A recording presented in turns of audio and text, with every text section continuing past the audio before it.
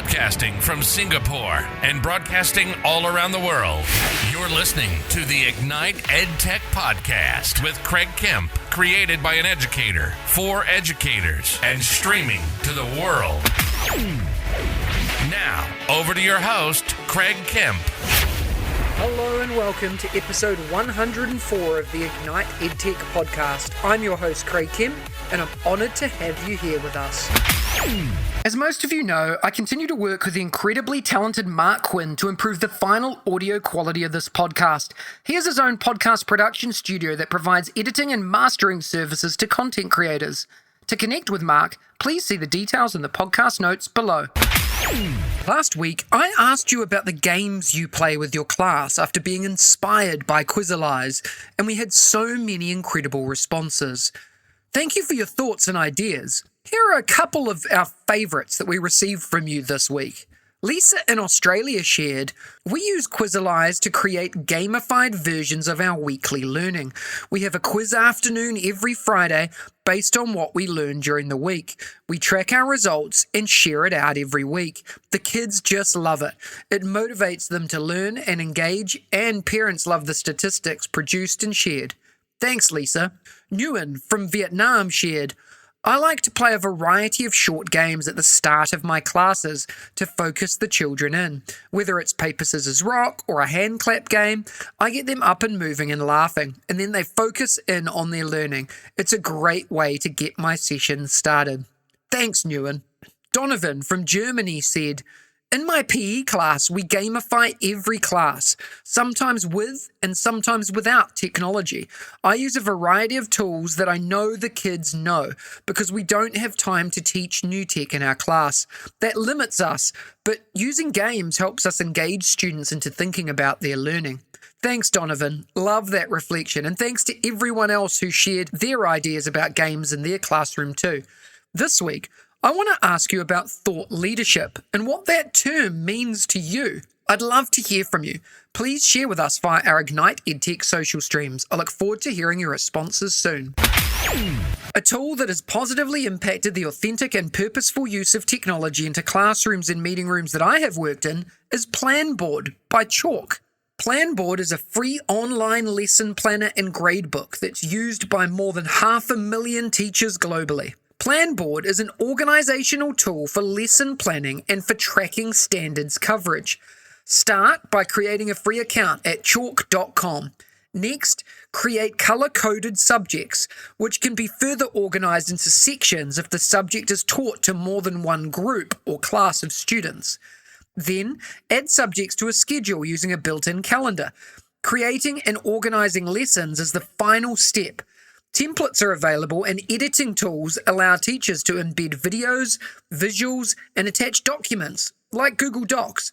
A handy spot to list personal reminders and a calendar is an added bonus. Teachers can use Planboard to share lessons with substitute teachers or colleagues who teach the same subjects, as well as with families for stronger communication. For ease of monitoring, the Standards Progression tool shows curriculum progress for each class as well as which standards have been covered. Lessons can also be viewed by days, weeks, or months as an overview when planning. I particularly love this feature because I like to plan in the now, but I also like to plan in the future. Additional features are well worth exploring after the basic setup is complete. Curriculum sets can be added to subjects, lessons can be copied, shifted, and exported for collaboration with other educators, and standards can be added to lessons. Teachers can sync Planboard with other apps from chalk.com, including Markboard, Attendance, and Collaborate. Markboard helps teachers manage assessment, Attendance tracks students' absences, and Collaborate is a comprehensive sharing tool. A premium Chalk Gold account integrates with Google Classroom and Calendar. I highly recommend that you take a look at the link in the description below, chalk.com/Planboard. Last week, we talked about jumping on ideas and running with them. If you're interested in learning more, go back and listen to last week's episode. This week, I wanted to talk about thought leadership and what it means to me. Thought leadership is a concept that never really made much sense to me as an educator in a school, and it wasn't until I dived into it a little bit more thanks to eduspark that I understood the concept and how knowing about it can help me in my growth and development. It's important to understand the definition of a thought leader. To me, it's someone who's recognized as an authority in a specific field. Thought leadership is often led by thought leaders. I think it's important to note that anyone can be a thought leader, and often these people are not known or held on a pedestal. They don't have to be the top 1% of social sharers to be recognized in this space. In fact, many of you listening today are so skilled and experienced in a particular area that I'd consider you a thought leader. Thought leadership is the expression of ideas that demonstrate you have expertise in a particular field, area, or topic. Most thought leaders not only have a command of their subject area, but they're passionate about it and eager to share their knowledge with others to benefit a company, an organization, or a cause. They can be quite a popular breed of leader because they're often driven to stretch people's minds, encouraging and even daring them to think deeply, differently, and in one direction, forward. Anyone who has knowledge, experience, and a point of view are practitioners of thought leadership, most likely without even knowing it. Here are 2 examples of it in practice. Steve Jobs is a thought leader. He believed that you always have to be a little different to buy an Apple computer. This thought inspired Apple's Think Different advertising campaign, featuring real geniuses whose crazy ideas had a profound impact on the world. Many CEOs like Steve Jobs are known for thought leadership because of their authority in an area, their ability to define important terms for the future, and much more. The second example is Fran Blancher. Fran Blanche fancies herself a geek girl who makes stuff. She had the foresight to combine her engineering background and goofball personality in weekly how-to videos called Fran in the Lab that feature her fiddling with electronic components, something she knows like the back of her hand. Fran's formula works. She's amassed close to 150,000 subscribers to her YouTube channel. Thought leadership is about knowing what you do and sharing it to the world. Are you a thought leader? I'd love to hear from you. And to learn more, connect, and follow, please do so on your social channels of choice. The links are in the description below. Every week, I bring you a short interview with some of my edu heroes, an engaging learning experience with someone who makes a difference in education every day, with a particular focus or angle towards educational technology. This week, I had the pleasure of chatting with Lisa O'Master. Let's have a listen to the chat. Today, I have the honor of speaking with Lisa O'Master, who is based in USA. Lisa is the president of Learning A to Z, a leading edtech platform used by thousands of teachers across the world. With more than 20 years of leadership experience in education, Lisa is a proven change maker who's actively working to ensure students become fluent readers. Lisa, it's a pleasure to have you on the show today. Are you ready to talk about education and technology integration? Oh, I am, Craig. Thank you so much for having me. It's such an honor. Let's go. Why don't you start by telling us a little bit about your current role and what inspires you to do what you do? So, current role, as you mentioned, I'm the president for Learning A to Z, and one of the things that really inspire me and really focuses so much of what we do at Learning A to Z is really the teachers as the center. There's nothing more interesting or exciting than watching a teacher's confidence when they get something or when they understand something or when they see a student engaging, their ability to really make a difference in the classroom. And so much of what we do at Learning A to Z is to provide resources for teachers that enable them to have more time to connect with their students, more time to make a difference with all those students, and to really understand and have the confidence to be effective at connecting with those students in unique and different ways. Yeah, that's really cool. And, as someone with an edtech background that's worked in school for so long, I totally, understand what your mission is and the vision is for the company as well. I do a lot of work with edtech companies as a consultant, and a lot of that is missing when companies, particularly American, UK companies, look to enter the Asia market. I think a lot of that connection to people is often missed, and it's really exciting to hear, your vision and mission for what you're trying to achieve as well. And you do a lot of work supporting schools in literacy and reading, Lisa. coming back now after the Northern Hemisphere summer break and the Southern Hemisphere winter break, as teachers, we often see that summer slide or a little bit of backward movement in our learners. What can teachers do to improve this in this literacy and reading space? Yeah, that's a problem I think across the world, I'm sure. And so much of the focus really needs to be around keeping the kids reading, keeping the kids reading with relevant and relatable material. It's so important for them, for the students to be able to see themselves in the materials, for them to be able to be excited and really be able to apply it to the environment that's around them. When students feel connected, they'll want to read, they'll engage reading. It doesn't even matter what they read, whether it's comic books or information that they see from a book or from a story or from something that they see in their day-to-day lives, just keeping them reading and engaged and excited to continue to learn. Yeah, I couldn't agree more. And, my daughters 4 and 8 have just gone back to school in their first couple of weeks back, and they love it.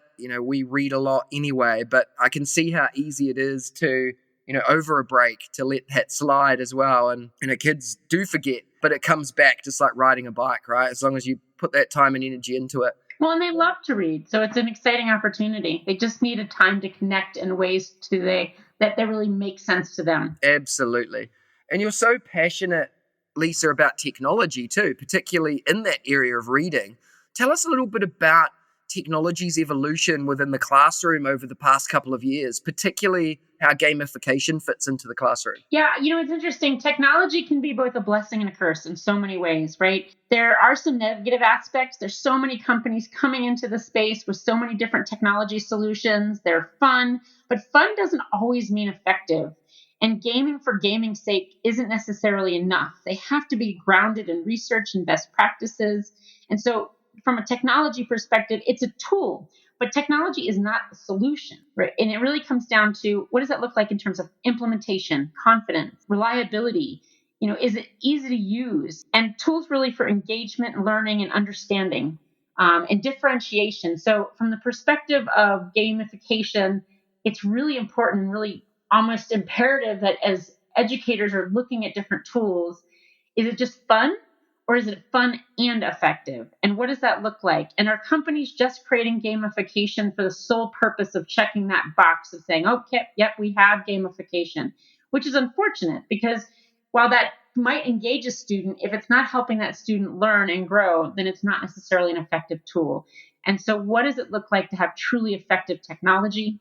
What does it look like when you have a student who's engaging and learning and growing and excited to get back to that electronic tool? And again, it's still just a tool. It's not the solution. And so making students understand how to leverage that tool, making sure teachers really understand how to leverage that tool, how they can have engaging ways and really be able to leverage it for differentiation for their students. It enables them to be able to manage a classroom in multiple different ways.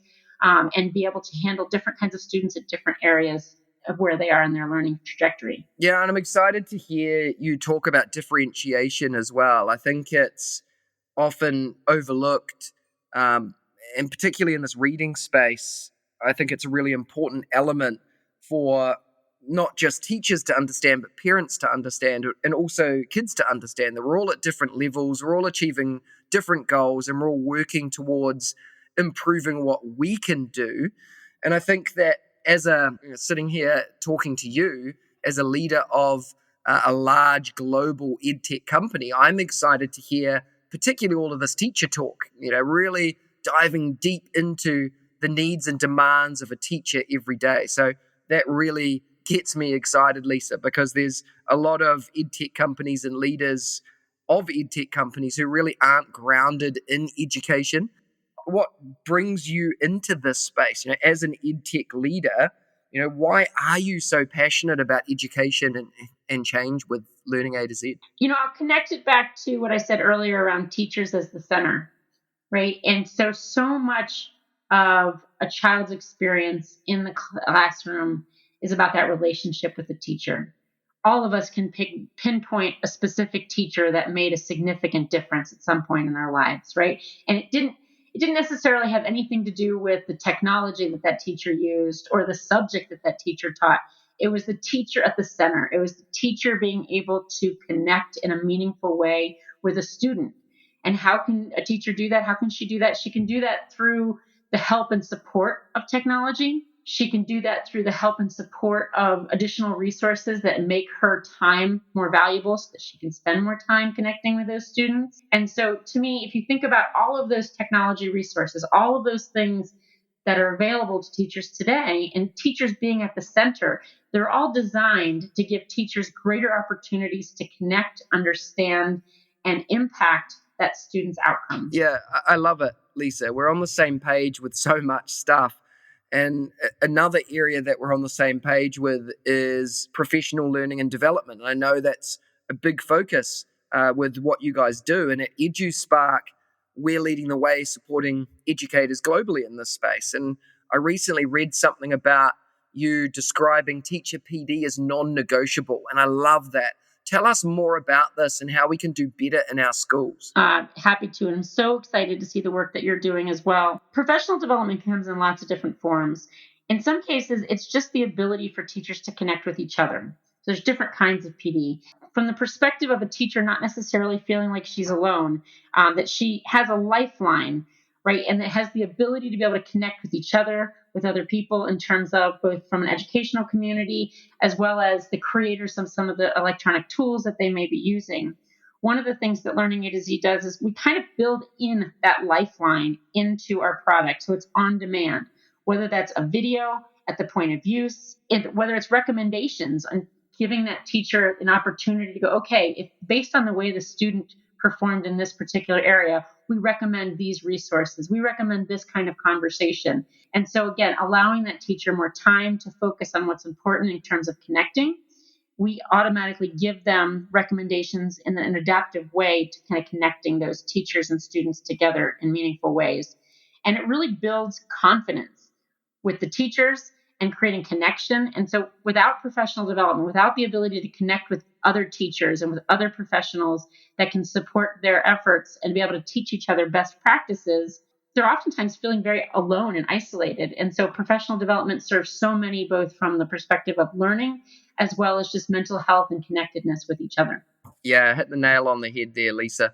Let's jump into some quick fire questions. The first thing that comes to your head, and maybe a brief why. What's your favorite EdTech book or resource? I don't know if it's specifically EdTech, but there's a book called Switch by Dan and Chip Heath that I love. And it's all about change and helping schools and districts and companies understand the different relationships and connections to what it takes to help people evolve and change, whether it's helping a student understand and embrace new concept or helping an organization evolve into a new type of technology. Yeah, that's cool. We'll make sure the link to that is in the podcast notes as well. What's your go-to EdTech tool that the listeners need to try? All right. Well, I'm terribly biased. So obviously, I think Raz Kids is the EdTech tool that educators need to use. It can be used anywhere learning takes place. It can be on an app. It can be on their computer. They can print it out and take it onto trips. And it's fun. The material is interesting and relevant. And students can engage with content and talk to their parents about it. And parents can have information and just connect with it. So you talked about the summer slide. These are resources the teachers can send home to their parents all summer long. And it's also information and teachers and tools that students can use all through the school year and all through the summer as well. So it's just kind of a one-stop shop for students and teachers to be able to really leverage that and stay engaged. Yeah, I love it. And Lisa, I think it's really important to point out that nothing on this podcast are paid endorsements. I can't recommend this enough, actually. My daughter, who's 8, has used Raz Kids for many years, actually, and absolutely loves it. It's a staple in her learning diet, both at school and at home. So I didn't mention this to you before, but it is one of her favorite things to jump into. So for me, that's what tells me something that's great. If she loves it, she wants to go back to it. Oh, I love hearing that, Craig. Thank you for sharing that story. Absolutely. What's one daily habit or practice, Lisa, that helps you enjoy, progress, and succeed in your career? Believe it or not, it's actually stepping outside of the education space. I try and focus at least one time a day time put aside where I either talk with somebody outside of the education space, read something outside of the education space, engage in some type of resource or tool, examining other companies, because there's so many great things happening outside of the education space that I think we can learn from and grow from. And so it enables me, as a leader, to pull in different types of tools and help us think, can we do this better? Can we do this smarter? Is there places for us to learn? And it's just, to me, it's absolutely essential for us to continue to keep our pulse on what's happening outside of what we are so all ingrained in every single day. Yeah, very well said. Yeah, I couldn't agree more. I have those sorts of conversations too. It's inspiring and it's really exciting to, think outside of the square a little bit too and push boundaries from within. Lisa, this has been awesome. I've absolutely loved it, and I'm sure our listeners have too. What's the best way for them to follow and connect with you? So probably the easiest is through LinkedIn at Lisa I think it's Lisa Omasta, Omasta. On LinkedIn, you can find me there. I love connecting with people from all over the world and happy to help support. If individuals have questions, just shoot me a chat and I'll be happy to respond. Awesome. Lisa, thank you so much for your time today. Inspirational. Thank you, Craig. I appreciate all that you've done and I appreciate the opportunity to talk with your listeners today. Thank you. Next week, join me for episode 105 of the Ignite EdTech Podcast, when I'm joined by Andrew Canlay. If you enjoyed today's episode, please follow us and share the podcast with your PLN and colleagues. Please remember to spend a few minutes to rate this podcast too on your podcast channel of choice, so we can reach even more educators and EdTech enthusiasts globally. Remember, you have the chance to win as well. Check out the links in the description for more, and I'll see you again next week. If you liked today's episode, please don't forget to subscribe so you don't miss another episode. And be in the drawing to win prizes every week. If you know others that would enjoy the show, please hit that share button and brighten their day. Join us again next week for your weekly EdTech hit with @Mr. Kemp NZ. We'll see you again soon.